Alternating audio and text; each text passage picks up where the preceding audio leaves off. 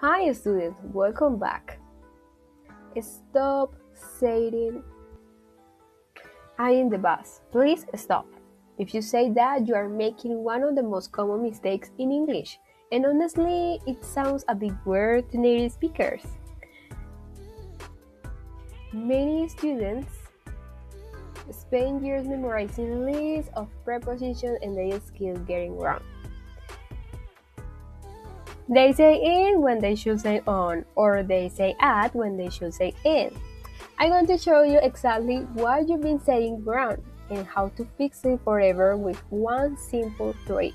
If you want to stop sounding like a beginner or start speaking like a pro, keep watching because it is going to change everything. And the question is, why is it so hard to learn in, on, and at? It's because we try to translate them from our language and they just don't match up. Forget that. Today we are going to simplify the entire word into just 3 shapes. Look at this. Imagine a box, a room, or a car. If you can enclose something inside of something else, just use in. Examples: in the box, in the kitchen, or in the car. The cat is in the bus. The man is in the kitchen. Or the girl is in the car. If you are inside walls or boundaries, it's in. The next one, imagine a flat surface like a table, the floor, or even a screen. If something is resting on top of something else, you use on the table, on the floor, or on the wall.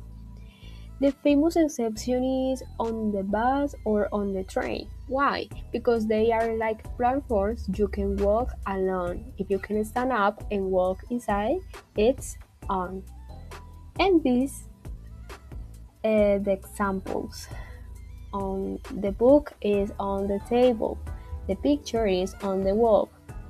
These people are on Oxford Street. The last one, we have this. Imagine you are looking at a map and you draw in a pin for a location. It doesn't matter how big or small the place is. All you care about is the meeting point. Examples: at the bus station, at the door, or at the office. If you don't care about being inside or on a stop of something but simply where is it, use at. Now, according to the topic, let's practice with real things. Look each picture. The first one is the phone is the table. Where is the answer? In, on, or at? On. The phone is on the table. The second one, the keys are my pocket. What do you think? In. The keys are in my pocket. And the last one, they are home right now. At. They are at home right now. Got it? And this is for you guys. If you want to comment below, where is the ball?